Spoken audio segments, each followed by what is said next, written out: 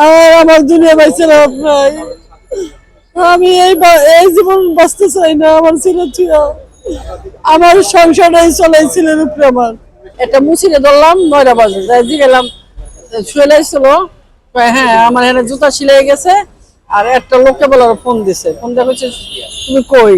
কয় আমি এলো জুতা সিলাইতেছি। কয় তুমি আইবা? কয় তোমরা কই? কয় আমরা শনি একটা। কয় আমি আসতেছি। ওই মুছিতে আবার বলছিল যে তুমি কি ইয়ে যে মিছিলে যাইবা?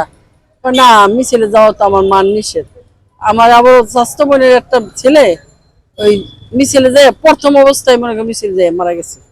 আমার ছেলে ঘর থেকে সারাদিন শোয়া আসলো, ঘর থেকে বাইরে এলো, বাইরে সন্ধ্যার সময় কইলো মা আমি একটু ঘুরে আসি। শুনল না, মা ঘুরে আসি এই কথা কইলে মতন আর হয়েছিল, আর ঘরে ঢুকলো না। 10টা বাজে ফোন দিছি, মোবাইল বন্ধ।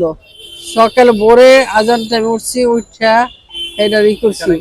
লাস্টে দিয়েছিল আমার আর ঘরে গেল না, আর ঘরে শুয়ে আর গেল না। আমার আমি চোখ কথা মুখের কথা পাইলাম না, আমি মুখের কথা শব্দ পাইলাম না। এই যে গেল আজ 29 দিন হয়ে গেল, আমি আর কথা পাইলাম না। আমার ছেলে সব জায়গায় আমার মাজার ছিল আছে না, এই ছিল এখন আগামী মাসের 18 তারিখে সব জায়গায় দেখছি। আমরা কোন জায়গায়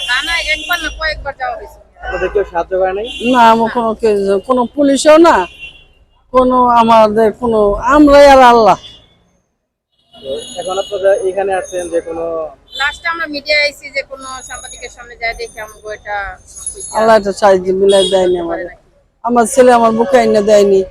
আমি যদি মরেও যাই জীবনটা বইরা আমার এই ছেলের আশায় থাকবো যে আমার ভাই আইবো, আমার ভাই আইবো, কই থেকে আইবো।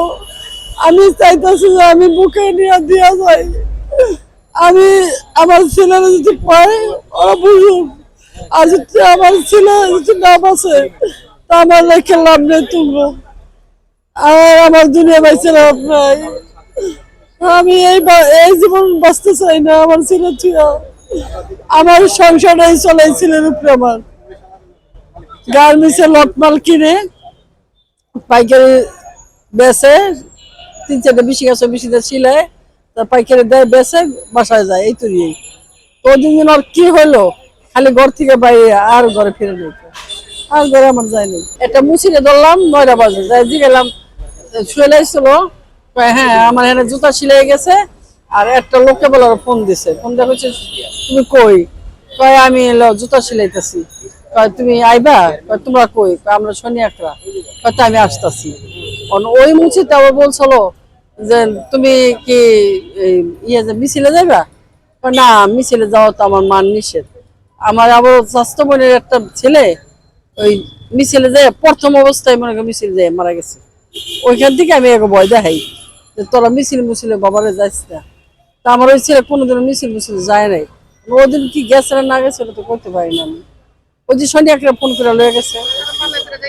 মানে আমার কথা হলে দেন, আমি সরকার আইসা যাই করছে, আমি চাই যে আমার ছেলে নিল কে, আমার জিডিটা কইরা আমার মোবাইলে এইটা দেখ। আমি খালি একবার খালি জানতে পাই আমার ছেলেরা কে নিল, কে ডাকলো, কে কাজ তো লয়ে গেল। আপনার ছেলে জীবিত আছে না মৃত আছে আপনারা জানতে চাচ্ছেন? হ্যাঁ আমি এটা জানতে চাই, আমার ছেলেরা কে রেখে লয়ে গেল কেমনি। মনে ছেলের মতন আসলো, ছেলের মতন লয়ে গেল। আমার ছেলে তো ছোট না, 35 বছর বয়স। ছেলে তো সব বোঝে। আর কোনোদিন যদি ওয়াশরুমও গেছে তো আমার বলে গেছে যে মা এই জায়গায় যাই। আমার এই চাইরও ছেলেই মানে যেহেতু যেখানে যায় আমার বলে যায়, আবার না বলে কোনো যায় না।